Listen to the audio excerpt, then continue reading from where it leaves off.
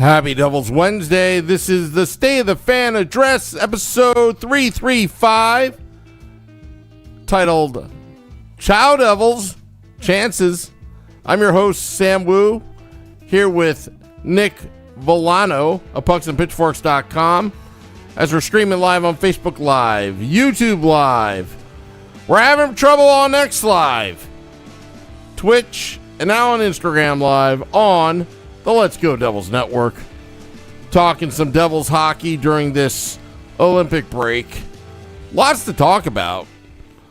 Because I know pucksandpitchforks.com has got some great articles out there about choosing the right president of hockey ops so you don't have to do a full rebuild. That kind of stuff. Yeah, Jersey Joe wrote that one. Front page. Mm-hmm. Front page stuff. Yeah. And listen, Sam, we got Olympics articles for days. I picked ideal lines for Jack Hughes, for Jesper Bratt, and for Nico Hischier. And guess what, Sam? Jack Hughes is currently not on his ideal line. He is not. Isn't that something? He is not. And listen, Sam, I know you guys are ragging on the boy. The man. I don't want to denigrate him. But how come nobody's talking about the fact that we got a New York Rangers head coach that's just denouncing the New Jersey Devils star player? I think you're stretching for a storyline.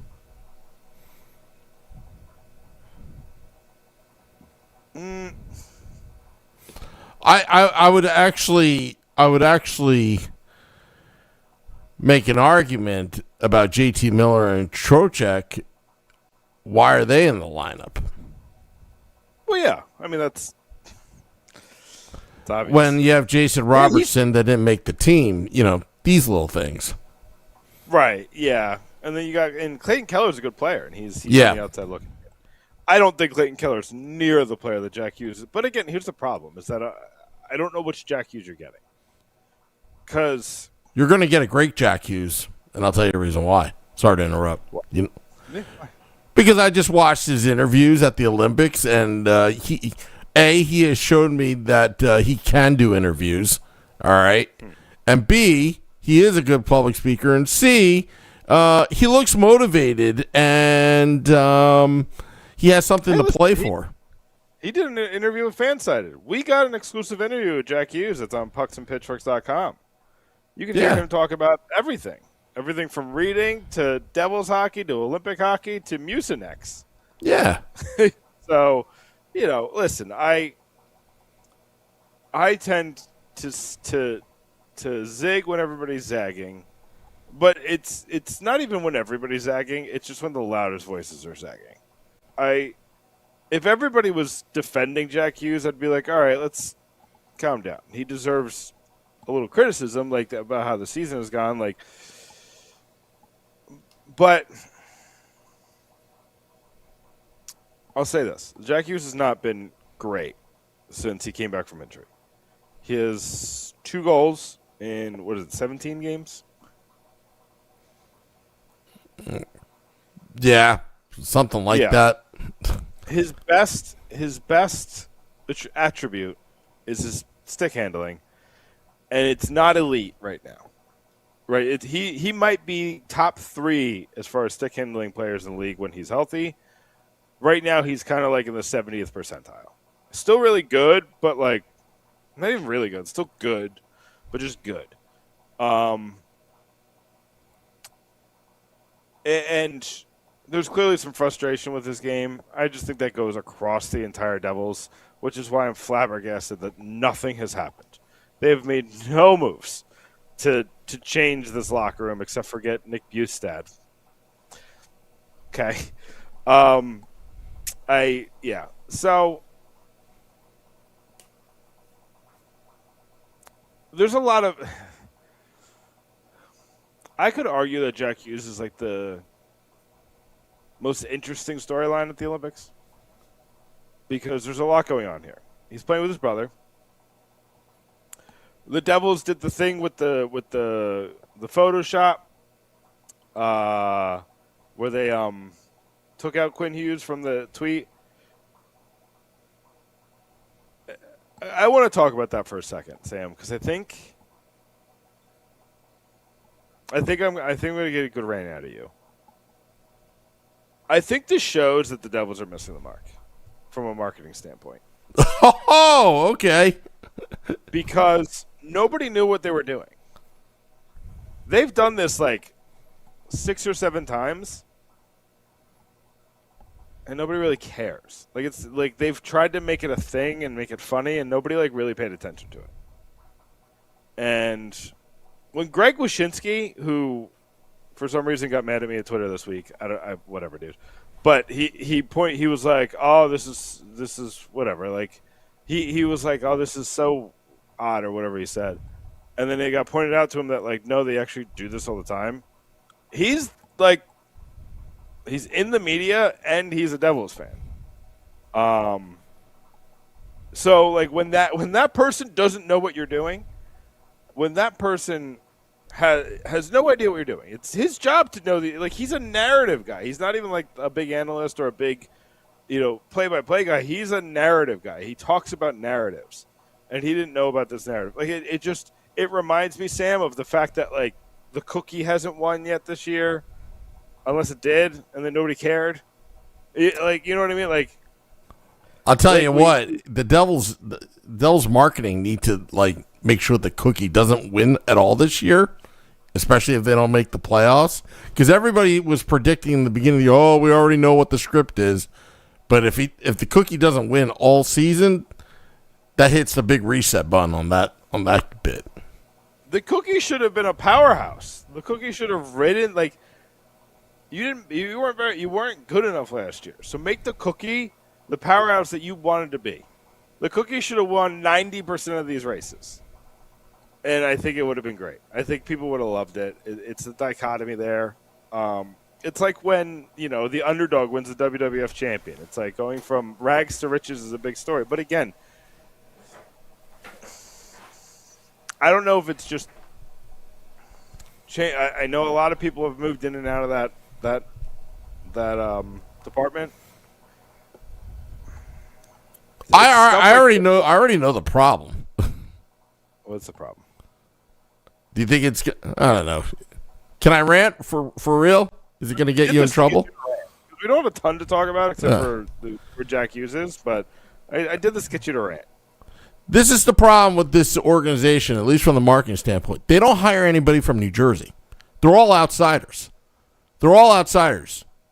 From the top to Amanda Stein, they're all outsiders.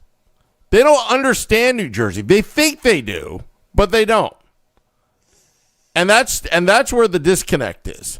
I have a lot of friends that are in the media or were in the media or wanted to work for the New Jersey Devils being the home team.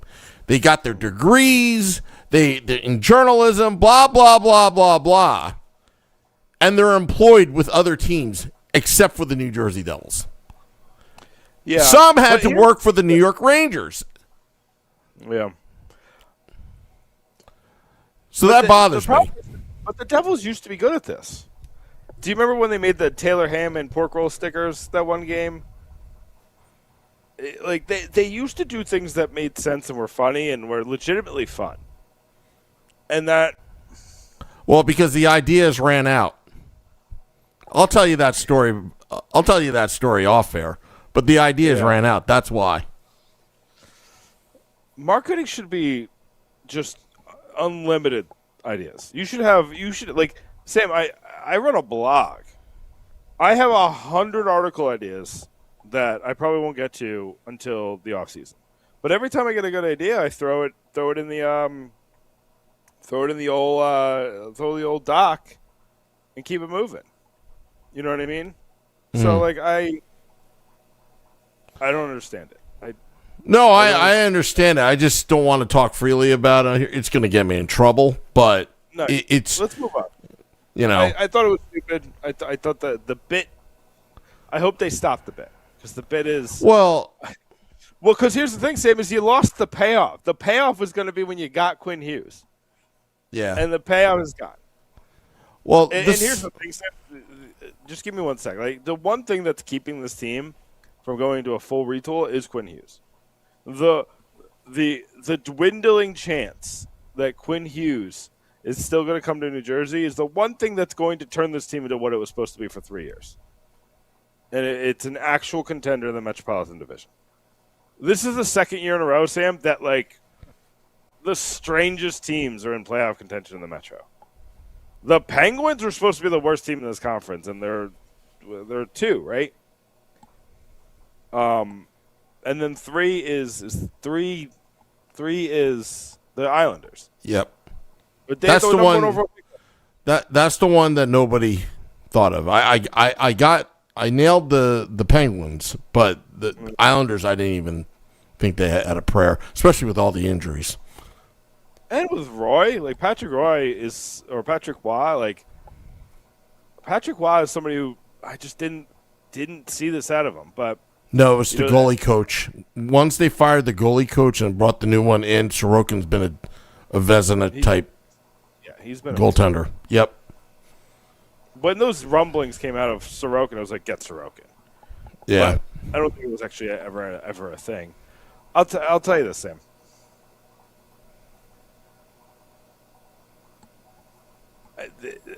You know this. This is the first time I was like, everything has to be on the table. And I've said this on the podcast like the past 3 weeks, but like everything, I don't care. Like it's all on the table. Everybody's available. There's nobody who's untouchable. Like nobody. There's nobody. And again, I'm not trading Nico Hischier for futures. I'm not trading Jack Hughes and Luke Hughes for giggles. But none of this has worked. So everybody's on the table. Every single person. I'll trade Bert Orr. I don't care. I'll trade everybody. I'll trade all the prospects because I don't trust this front office to have made the right decisions. And Sam, we look at like the drafts, and I was reminded when Boston College won the Beanpot, I think it was last weekend, that like Yegorov took like a massive step back this year. And again, he went from like the second best goalie prospect in the world. So there was a far fall. But also like Anton Silyev is buried in his lineup. And he literally has a lost year of development. I don't think it's his fault. I still think he's a good player. But at the same time that he's being buried in his development on a team that Tom Fitzgerald knew he was going to play for. He knew he was going to play for a dog KHL team until he came to the U.S. And he didn't force his way to go to the U.S. He didn't, like, make the mobster move that Lou Lamoriello would have done and be like, you're going to mess this up? Come to the AHL. We'll do it ourselves. He would have done, and Lou would have did that with Gritsik, too. The second he saw Gritsik was an NHL player, he'd be like, you're coming here. I'm done with this. Like, I'm not messing around. But anyway, I think you might have ruined, and again, they ruined Holtz. The Devils ruined Holtz. I thought Holtz was the right pick, or was a right pick. I don't think Holtz was a stretch at 7. I don't think Holtz was. You look at Rossi, and Rossi's fine. I don't think Rossi's like a move the needle type guy. Yeah, sure, he'll be your third line center while you're taking a guy 7th overall. Holtz was the right pick that you blew up. You blew it. He had scoring talent, and you try to like, what? Who did they do this with? Well, they almost did with Haminaho. Haminaho had all the offensive skill in the world, and he didn't score for those first, 20 games in the AHL because they want him to be a defensive forward so he can learn that side of the game. No! Make him a good prospect. You could teach defense during practice, but don't make him a fourth liner so he can learn how to play defense. I just don't understand. I don't understand a lot of the Sam, so much went right this year that we don't even get to talk about. Arseniy Gritsik is a great player right away as a rookie. That's such a good Haminaho is such a good player already as a rookie. Cody Glass is everything you wanted him to be and more. Jake Allen has been solid as the number 1B. He's been played like a backup for the most part.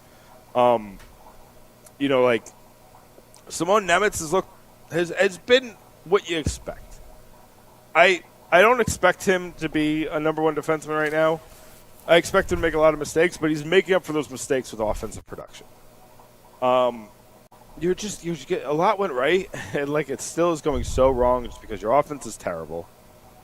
Your coaching just doesn't. It's oil and water. This coaching staff of these players is oil and water. It's not working. And you had the injuries, and injuries happen. But again, this is where I gave up on Fitz. Is that third year in a row you're staring at a hole in the roster that you're not fixing. You're not making the big boy move. Eventually, you just got to give up these prospects if you're going to save the season, and you didn't. And at this point, Sam, he could have made two moves. You could have got Stamkos.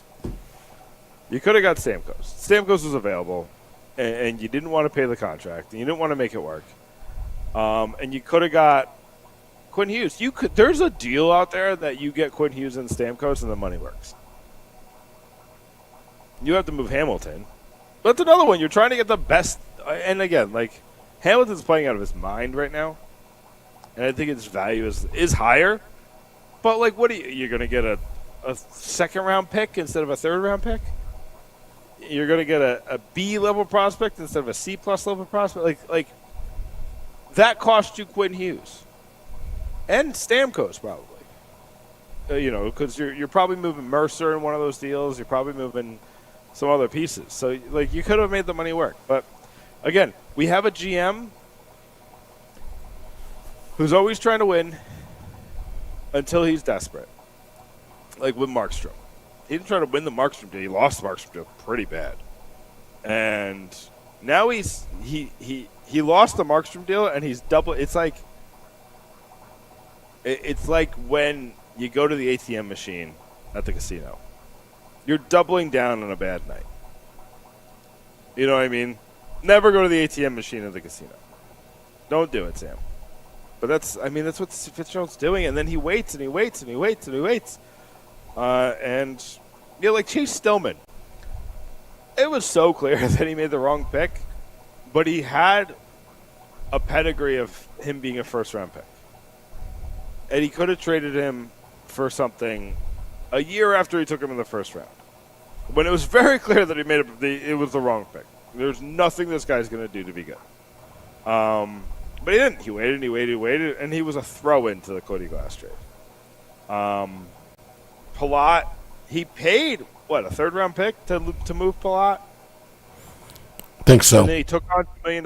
You couldn't do that in the offseason to avoid this nonsense? They were trying to get some team to pay them to take on Palat. It didn't work. Like, it's over, and over again. And now the season is over in February. And we got Olympics to watch. But I want to talk about Hughes. Do you have anything to say before I kind of jump into Hughes before we leave? Let's circle back because we were talking about the marketing. I thought you didn't want to do that. I thought you were trying not to get us in trouble. No, I was going to say something, and then you went there, and now I forgot what I was going to say. So now I'm all messed up right now. My fault. So, well, the Christy Flannery interview with Brett Pesci. Let's start there. I don't like the.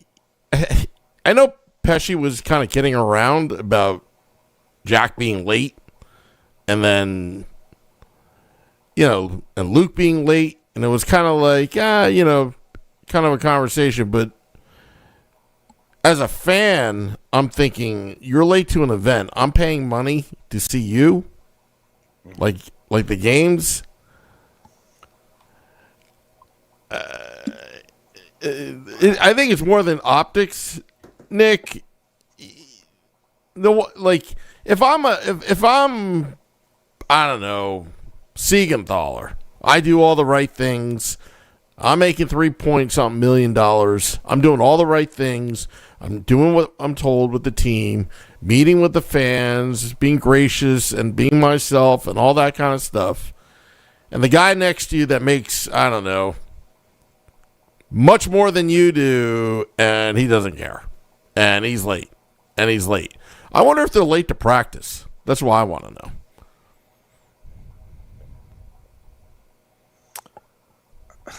Yeah, I mean, like, that's the thing is that, like, I wonder if Sheldon Keefe's ever going to talk. I hope he does. Because I think there's just, like, because Lindy Ruff never talked because he got a job right away. Yeah. I wonder if Sheldon Keefe's going to talk. Because I think Lindy Ruff didn't have to save his reputation. Lindy Ruff is, what, he's like the third winningest coach of all time or something like that? Or Yeah. fifth or sixth, whatever. He's up there on the list. Lindy Ruff doesn't have to talk. He doesn't care. Sheldon Keefe has a long career out of him. And this looks bad on his part. I think he might talk just because I think there's a lot of excuses there for him. It doesn't make sense how this turned out. Well, let me tell you something. I love to make inroads with Sheldon Keefe and be like, hey, come on to the podcast and the platform's yours. Listen, I tried to do that with Shero. I really want to get Shero on the podcast. I think we're a soft landing. I think we've made that pretty clear. But yeah, I don't know, man. I mean, talk about Hughes real quick before we. Oh God. Well, we are talking about Hughes because that's a Jack Hughes thing. But right now, I'm interested to see how he performs in the Olympics. Could we actually hit a reset button with Jack Hughes? Say if he has a strong Olympics, or he is the Golden Boy All-American hero that scores the game-winning goal to win gold medal for Team USA, right? He comes back with all that momentum, and suddenly the Devils go on a 5-game winning streak. Do you think that could happen? It doesn't matter. They're out of it. If they win the next 5 and the Islanders lose the next 5, the Devils are still not in the playoffs. A 10-point swing doesn't get them in the playoffs. I don't look at it from that standpoint. I look at it as they need 20 wins. As ridiculous as it sounds. I don't even think that would do it, though. That's 40 points right there. That's 98. Right, they need 40 points.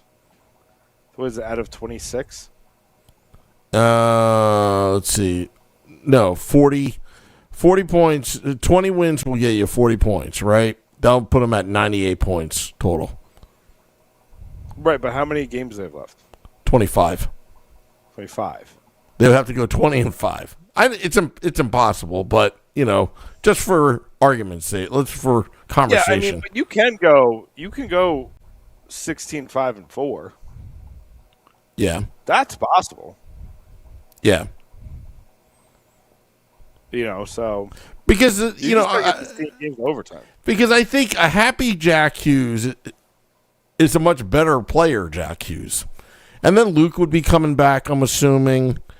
All that. I'm not predicting that the Devils are making the playoffs. I'm just saying that I wonder if the dynamics will change if he has a strong Olympic showing.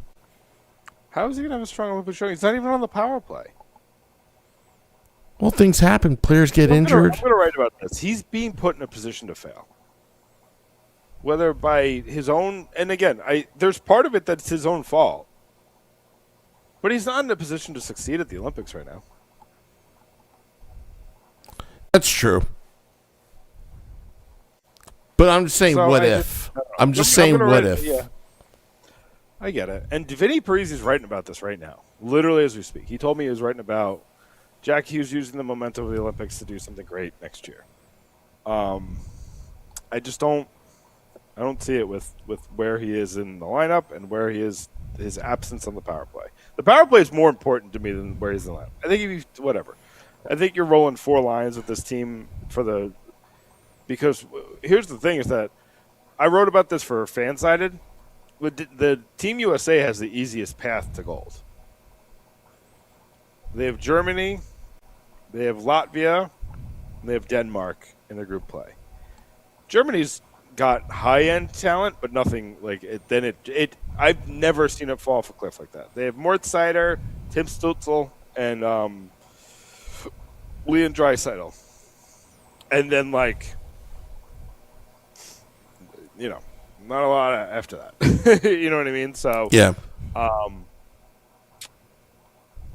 I just don't see them sticking with Team USA.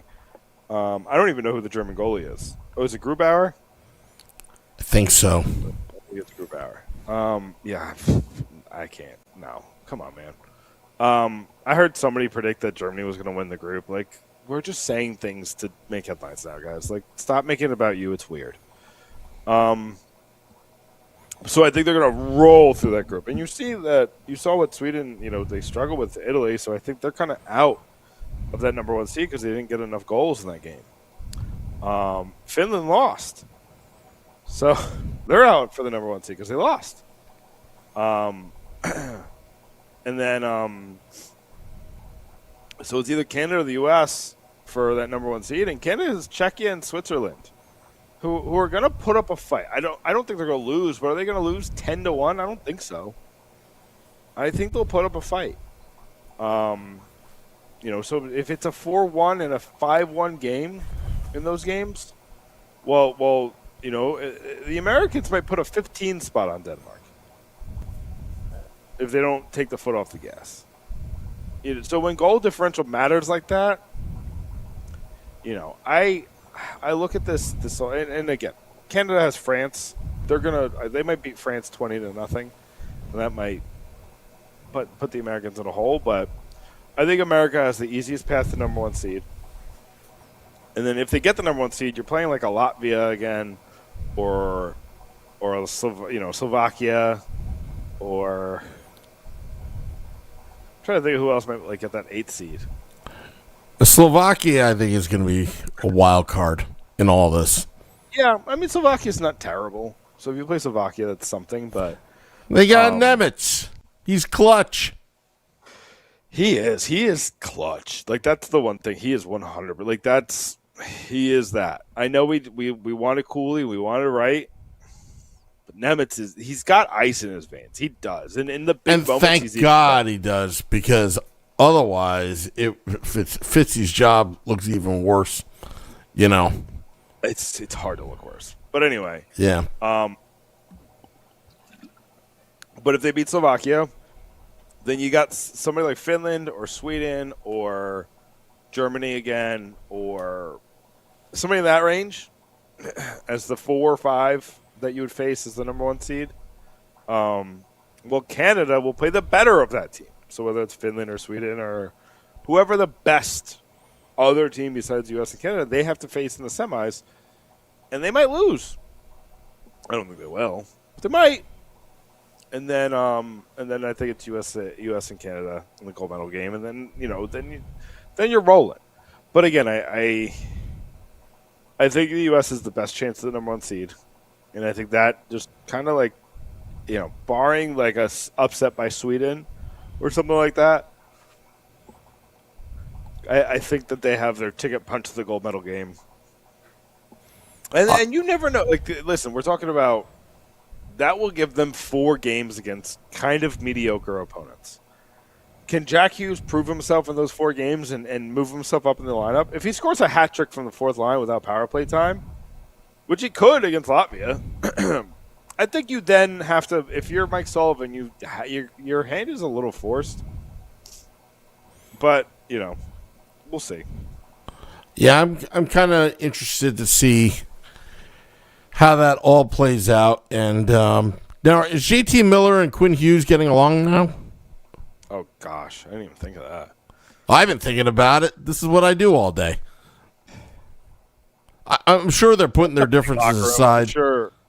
And I'm sure Quinn Hughes is hanging out with his brother. Yeah. So it's not like I think JT Miller is, but JT Miller has a Trocheck. So they probably are on other sides of the locker room. Mike Sullivan's probably like, and again, Miller gets to talk to his head coach. It'd be like, I don't want it, coach. I don't want to deal with that guy. And he just separate. But again, you have to remember, Miller's big beef was with Pedersen. Yeah. But I have heard that it wasn't a perfect. It wasn't perfect with Quinn Hughes. Let me ask you this, and then we can go. Do you think this experience is going to impact Jack Hughes with the Bill Guerin of it all?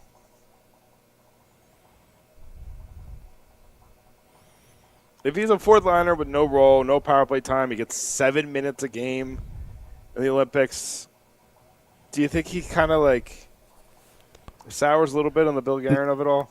He shouldn't, because he doesn't deserve to be there. Jason Robertson and other guys outside looking in. Yeah, when healthy, Jack Hughes is a better player than Jason Robertson. Oh, absolutely, but he's not healthy right now. Or allegedly he isn't. So, well, yeah. I but mean, the fact that you called the cast on fan was surprising. So basically, what has happened here is Bill Guerin picked Jack Hughes, while he had a cut on his finger, and the whatever injury problem that he had, the very slight injury problem that was so minor, he could have played, but he gave him an opportunity to play with his brother in the Olympics, because you don't know in future years will the NHL be able to do it again. Sure. So I think that's worth a lot of weight. Mike Sullivan is the one that's putting him on the fourth line, not Bill Guerin, although he probably has something, probably is in the know about it. Yeah, I mean, any worries you had of Jack Hughes going to the Rangers, kind of out the window, unless Sullivan's not there when Jack Hughes is available. But again, here's the thing about Jack Hughes. He's got 4 years left in his deal. If I'm any GM, I'm telling you to take a hike. You're staying here. You're going to play next year. You're probably going to play the year after too. And then we'll reevaluate. But you're not going anywhere for 2 years. The other thing, too, other factor, what if Mike Sullivan and Jack Hughes get along really, really well, and the Rangers rebuild? Suddenly, by the end of his contract, I don't know, if the Rangers poach Quinn out of Minnesota and eventually Jack. It's really the least of my worries. No, I'm just looking at it from a different angle here. I also think he doesn't want to deal with the media of New York.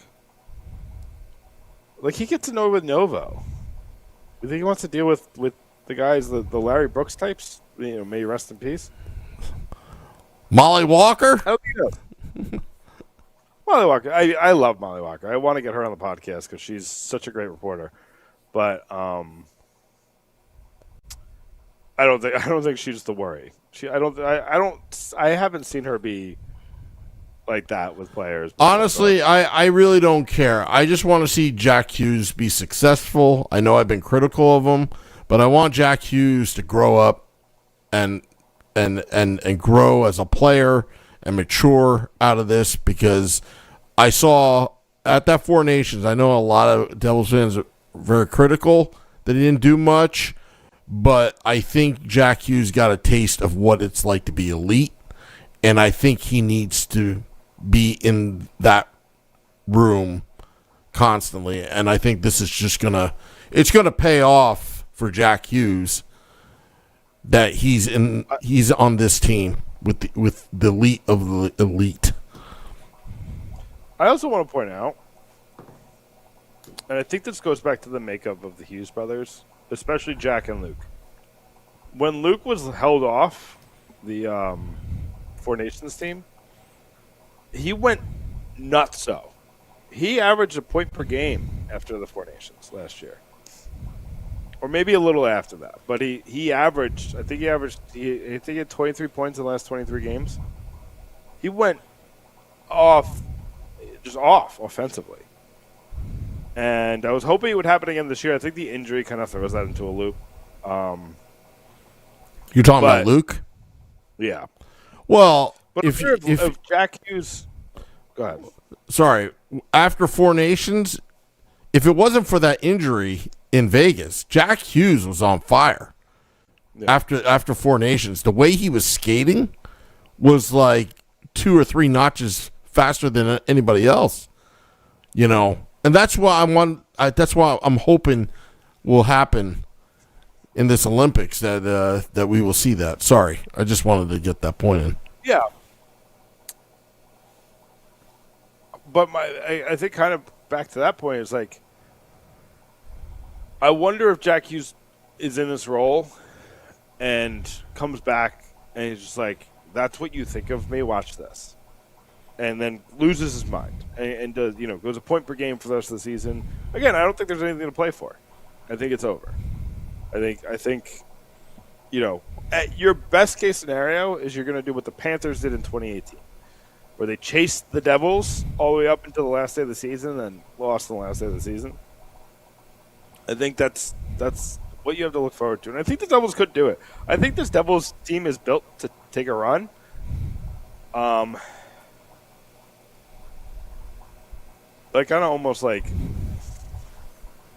It's almost the worst case scenario, right? You hurt your draft pick, you give them an excuse to keep Sheldon Keefe and Tom Fitzgerald. Yeah, I don't know, man. I don't know. I want them to win games. I want them to make the playoffs. I don't see even a 1% chance. Well, the 1% chance, if it's going to happen, is that scenario. Jack Hughes gets hot in the Olympics. It carries over. The teams are on the bubble, are asleep at the wheel when play resumes because it's a big reset button in the NHL. And then going into trade deadline, suddenly the Devils find themselves 5 points out. 6 points. Yeah. That's where it's going to get interesting. That could happen to Nico Hischier or Timo Meier or Jesper Bratt or Simone Nemeth too. Well, Timo Meier, March 1st, I'm expecting 20 goals out of him for that month. I wrote about it. He's set up for March Meier again. It has all the makings for March Meier again. Yeah. He's going to get – and I think it's going to be one of the better ones ever. I think he's going to get 12 goals in March. That's my prediction. Yeah.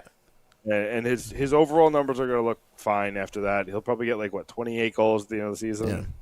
And look, we're not predicting the Devils are making the playoffs, but we're just saying that 1%, or is it 6.6? I forgot what the percentage is.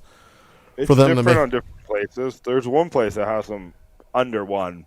Yeah. But there's other places that have them at least. Yeah, let's go with that. Let's go with that. That 0.5% chance. That's the only path that I can see the Devils. But a lot has to happen. Jack has to have a good run. He's got to be happy. He comes back. Maybe he forgot a little bit things. Maybe you probably have to keep Dougie Hamilton for that to happen. Was that trade? Would you say trade Hamilton? You have to keep Dougie Hamilton. Well, yeah, that too. But again, we'll see what happens. Yeah, we'll see. There's a lot. It's a trade freeze. Nothing can happen right now. But anyway, Sam, I'm ready for plugs when you are. Yeah, go right ahead. PucksandPitchforks.com. Well, first of all, I wrote a couple Olympic articles. I wrote 4 Olympic articles. 4 Olympic articles on Fansided. I wrote one on the history of the Hughes brothers, one on the history of the Tkachuk brothers, one on every team's path to the gold medal, and I wrote one where I ranked every single Winter Olympic sport, Sam. What's better, luge, skeleton, or I forgot what bobsled? What's the best? I ranked them. Do I like freestyle skiing or alpine skiing better? You gotta go to fansided.com. Just search my name on Fansided. I'm actually gonna read that. Watching all the Olympic sports. The one I really enjoy the speed skating, hearing Bill Spaulding's voice, and the figure skating as well, because both the figure skating and the speed skating, I'm watching the blades of the skates. I marvel at the amount of skill and strength and ankle strength that some of these athletes have on skates. You know how Bill like Spalding, speed skating. He's calling speed skating. yeah, and I'm loving it. I'm just loving hearing his voice again. I regret one ranking. I ranked speed skating ahead of short track speed skating, and that was a mistake. I should have flipped them. That was on me, guys. I will admit that looking back and watching the Olympics, I was like, oh, man, this is cool. Yeah. I'm really into curling. USA gets the silver. I love that. Yeah, I don't even know how to, like, get into that sport. I think there's, in Plainfield, I think there's a curling club in New Jersey. I love curling. I love watching curling. It reminds me of shuffleboard. I used to love playing shuffleboard. Yeah, I was good at shuffleboard. Yeah. I wasn't good, but I liked playing it. Yeah. I was good at darts, especially cricket. But anyway, we're off the rails. All right, Sam, that's me. You do your plugs. Oh, and then pucksandpitchforks.com. We'll have 2 articles in Jack Hughes, one tonight, one tomorrow morning. Vinny has an Olympic recap from today as well that'll get up. Jersey Joe, you talk about the president of Hockey Ops. That's up right now. And then I wrote the ideal lineups for the three biggest stars for the Devils. Yeah, we're gonna have the morning woo tomorrow morning. Woo. Talking. We'll talk. We've been talking all sports. Talking a little NASCAR.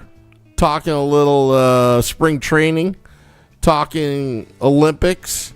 All that stuff. Talking football as well. We talked about the Super Bowl, Nick. Morning woo every day in the morning on the Let's Go Devils Network. Till next time, let's go Devils.